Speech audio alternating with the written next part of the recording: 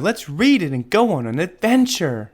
Hey friends, welcome to Papa Read This. Today we're going to be reading I'm Not Scared, You're Scared by Seth Meyers. Pictures by Rob Sayer Jr. There once was a bear who was easily scared. Each night, before going to sleep, he would tie a bell to his door that would make a noise if anyone tried to sneak in. Because even a bear who is easily scared is a very heavy sleeper. He was even afraid of his own reflection, and because he couldn't see himself, he never brushed well and always had food stuck in his teeth. When you're a scared bear with food in your teeth, you don't have many friends. Bear had one, Rabbit.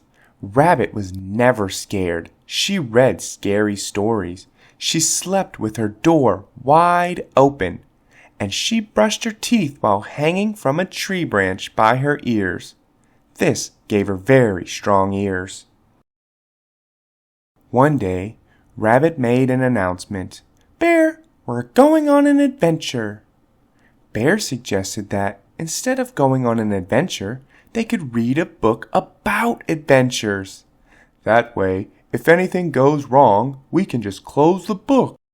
Rabbit looked at her friend and asked, Bear, are you scared?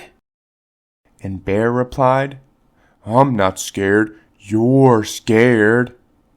And with that, Bear walked past Rabbit and out the front door. Bear stopped to make sure they had everything they needed. Do I need a bike helmet? Bear asked. No, said Rabbit. Do I need oven mitts? No, said Rabbit. Do I need bear repellent spray? You're a bear, said Rabbit. After walking a while, they came to a small stream. It looks deep, said Bear. It's not deep, said Rabbit.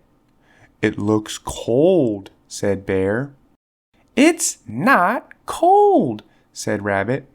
It looks like it's filled with fish who have very sharp teeth, the kind of fish who would like nothing more than to nibble at the ankles of a delicious bear. Rabbit looked at her friend and asked again, Bear, are you scared? And Bear replied once again, I'm not scared, you're scared.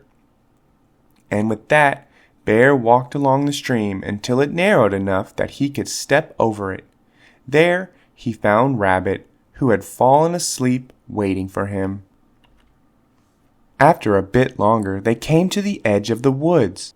It looks dark, said Bear. It's not dark, said Rabbit. It looks spooky, said Bear. It's not spooky, said Rabbit. It looks like it's full of trees that are going to fall down and bonk us on the head, said Bear. Rabbit looked at her friend and said, Bear, are you scared? And Bear replied, I'm not scared, you're scared. And with that, Bear, realizing he would do anything to avoid the dark and spooky woods, walked to the road where he waited for the bus. The bus picked him up and drove him all the way around the forest. When he got to the other side, he woke up Rabbit, who, once again, had fallen asleep waiting for him. They walked some more until they came to a mountain. It looks high, said Bear. It's not high, said Rabbit. It looks slippery, said Bear. It's not slippery, said Rabbit. It looks like one of the rocks will fall and roll and land on my paw, said Bear. Rabbit looked at her friend and just had to ask, Bear, are you scared? And Bear replied, I'm not scared, you're scared. And with that, Bear, realizing he would do anything to avoid the high and slippery mountain, walked to the nearest train station.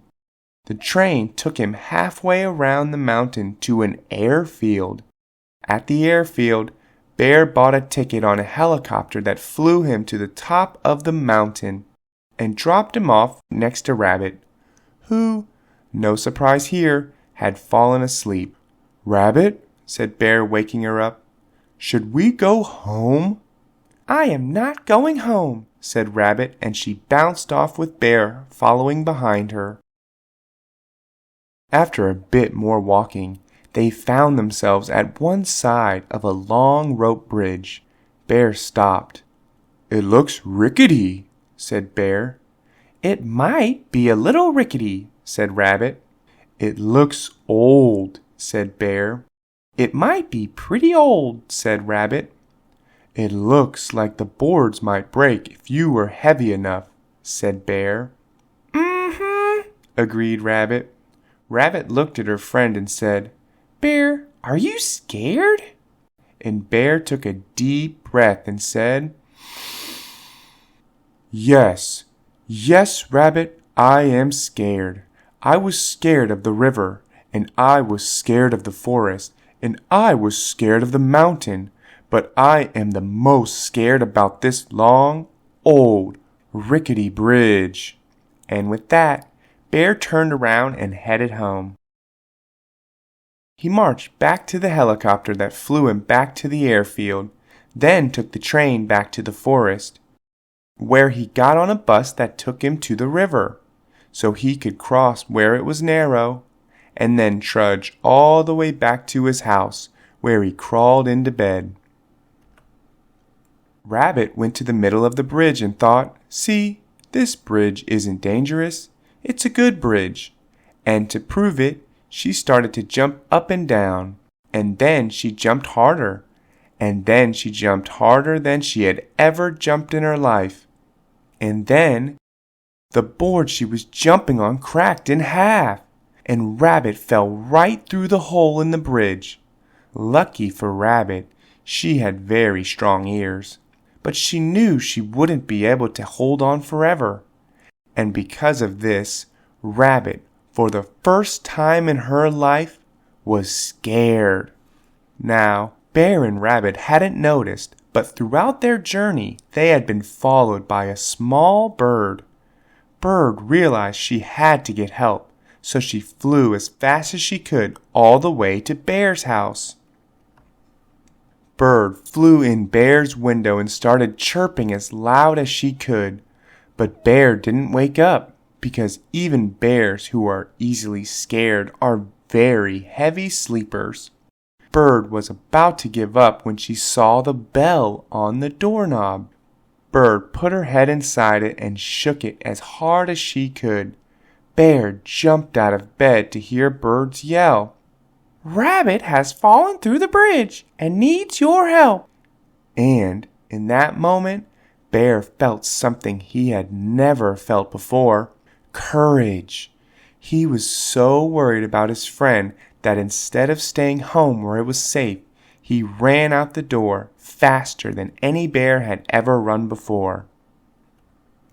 When Bear reached the stream, he ran right through it. It only came up to his ankles. When he came to the forest, he ran right through it. It was only 3 trees. And when he came to the mountain, he didn't even think about taking a train and a helicopter. He just climbed right up it. It wasn't very high. Meanwhile, Rabbit was now hanging on with only one ear. She could feel it slipping too, and just as she lost her grip, Bear grabbed her by the ear and lifted her to safety. "Bear, were you scared?" asked Rabbit, and Bear said with pride and honesty, "Rabbit, I was scared."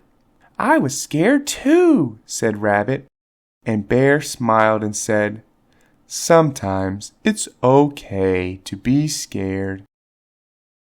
That night, when Bear brushed his teeth, he didn't hide from his reflection. He looked right at it, and do you know what he saw? A very brave bear, with no food in his teeth. And that concludes our delightful journey with I'm Not Scared, You're Scared by Seth Meyers. I hope you had a good laugh joining me today as we faced those not-so-scary things together. Before we say goodbye, make sure to hit that like button and subscribe to our channel for more entertaining book readings and stories that bring joy to our hearts. Your support keeps our book-loving community growing. If you'd like to add I'm Not Scared, You're Scared to your own collection, you can find the book through the link in the description below. It's a delightful reminder that sometimes laughter is the best medicine. Thank you so much for being a part of our reading journey. Let's continue to find joy in the little things and share laughter with the world.